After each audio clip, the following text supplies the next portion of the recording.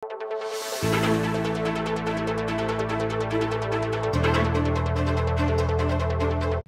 June 11, 1978, migpalo niyang kautusan ni former President Ferdinand Marcos Sr.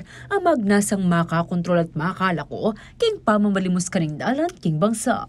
Apin ni Presidential Decree 1563 o Anti-Mendicancy Law. Makalagay kini ay illegal ing mendicancy o ing gagawan dang kapanintunan ing pamamalimus.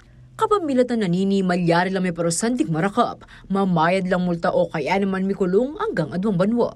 Base mo naman king anti-mendicancy law, alima ka sa pamamalimus no na makaragdag mo kano kanang kaso ning aksidente, ampong kriminalidad, lakwas na, karing kayanakan. Ketikim Pampanga, partikular na karing lugar na ning Mexico at Ciudad San Fernando, maralasla ring mamalimus.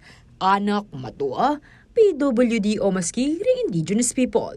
Inya naman ng Department of Social Welfare and Development o DSWD, balaw siya nukim pa mga paralan bang aso ponlareni at alakola karindalan. Actually, it's a good news to everyone dahil meron po kaming Oplan Pag-abot program na inumpisahan po ng aming secretary at meron na pong executive order ito na pinirmahan ng ating presidente na isa pong programa kung saan inaalis natin ng ating mga at-risk families, not only the IPs but to include also yung mga nasa lansangan talaga na may mga tahanan naman at mga bahay sa kanilang mga probinsya.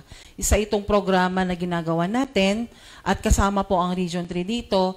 Atin nalaka nung abalik ka rin komunidad ang Timoring Aita.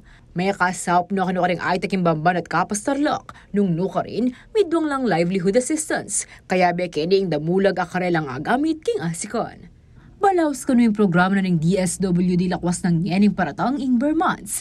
Balang emi balik din karelang asopa na king dalan. Atin mo naman kanong ongoing social protection program para karing IPIS king Central Office. Akarelang ibabaking rehiyon king tutuking panahon. Ano ba yung magandang proyekto na pwedeng ibigay natin? Not only welfare, kasi alam natin, kailangan nila ng welfare assistance, pero we are now focusing on development.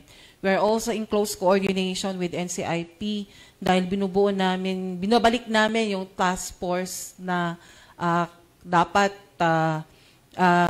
mabuo ulit yun para hindi na bumalik sa lansangan lalo na yung mga ITAS natin. Kung titignan ninyo, wala masyado ngayon.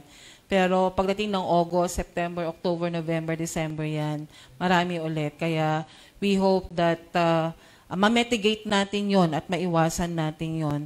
Panay mo naman ka yung pamamayan ng Saupring DSWD ka rin komunidad King Porac, Florida Blanca at Mabalacat City, kapamilatan na ng Food for Work Assistance. Alam natin, hindi ito makaka-stop ng anumang pagpunta nila sa lansangan, pero at least sinasabi natin ng ating DSWD, ang ating provincial government, ang ating local government, and ang ating mga partner agencies na katuwang dyan sa protection ng ating mga IPs ay nandito naman po at talagang ready all time sa support po ng ating mga ITAS.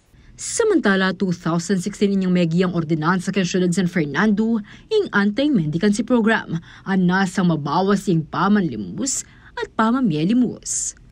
Basiking datos sa ng City Social Welfare and Development Office as of June 11, 2024, miras no ken 222 ang mamalimus keng dalan, deng karelang asopan at etad babalik king karelang komunidad. Ako, Inke Koin Talasuyo, Liana Kanilaw, ating pusong makabalin.